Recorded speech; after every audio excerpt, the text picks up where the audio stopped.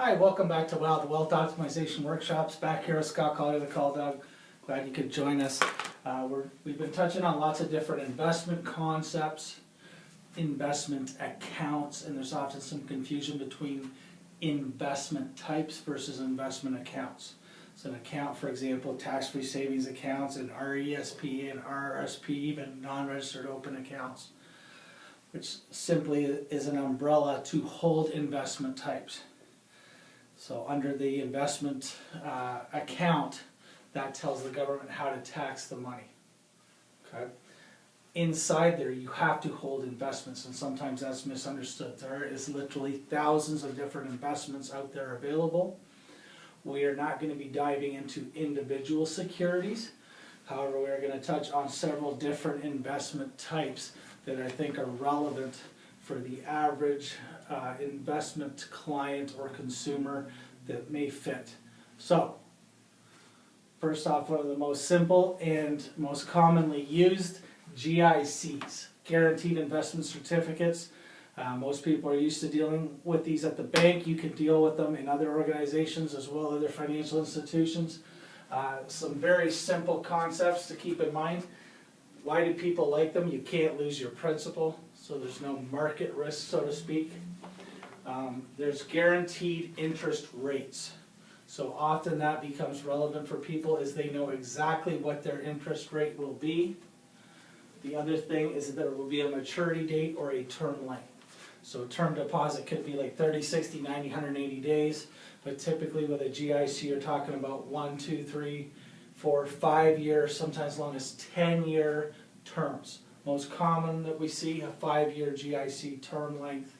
So that's when the GIC would mature, and the guaranteed interest rate is paid on an ongoing basis, but the maturity does not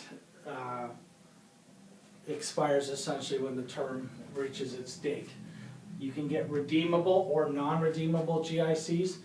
Be aware that the vast majority of GICs that clients purchase tend to be non-redeemable, meaning if you need access to the money, if you thought this was your emergency fund and you're going to now try to access that money, that is going to be problematic.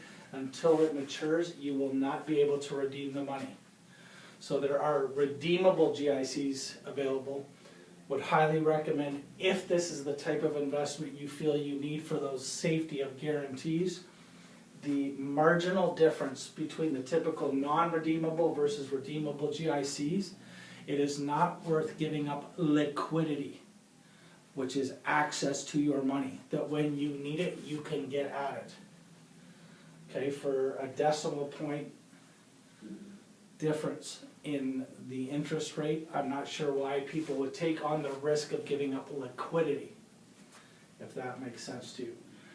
GICs come with deposit insurance, so CDIC insures the GIC side of deposit insurance, meaning up to $100,000 if for whatever reason that financial institution failed, they are backing that $100,000 deposit as a guarantee.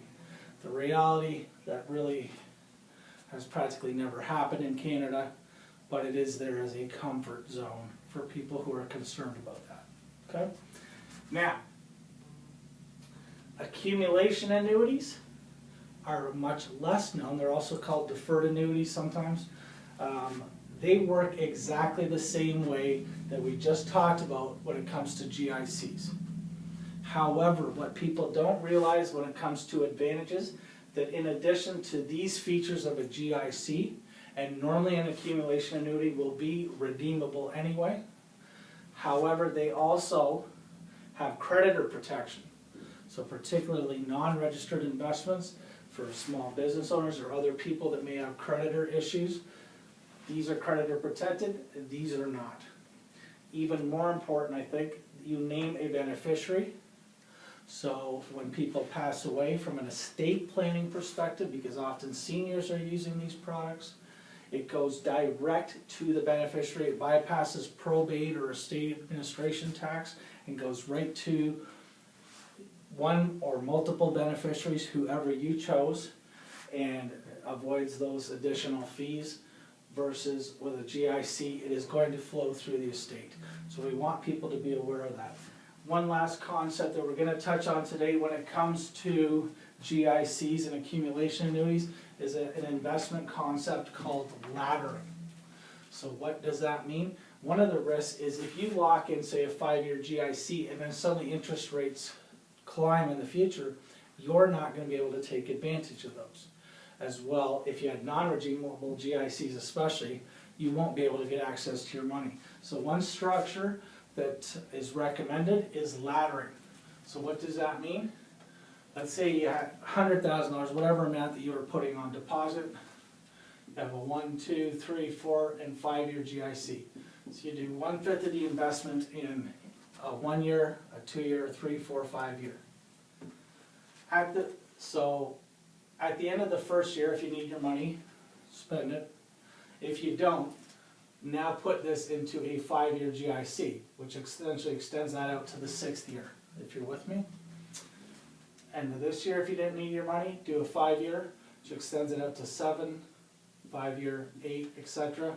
So that you end up with 20% of your money becoming available every year to access, but it also gives you the opportunity that if superior interest rates come along the way, that you'll be able to take advantage of that. And if you don't need the money, go ahead and lock it in again. So hopefully that's a concept that makes sense to you. Look forward to talking to you about some more advanced investment strategies coming up.